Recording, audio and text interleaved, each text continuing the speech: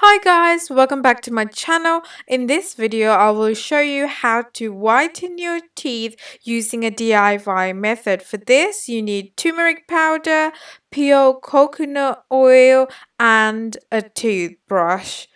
For the coconut oil, roughly use a tablespoon of coconut oil and a teaspoon of turmeric powder and mix it. I will put all the benefits of using turmeric and coconut oil in the description box below.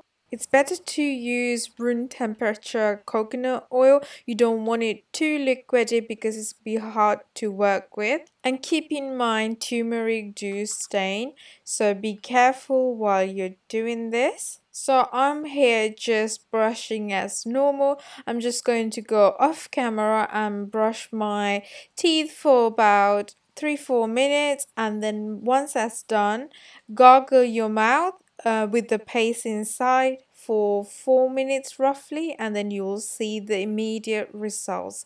Remember to like, share and subscribe.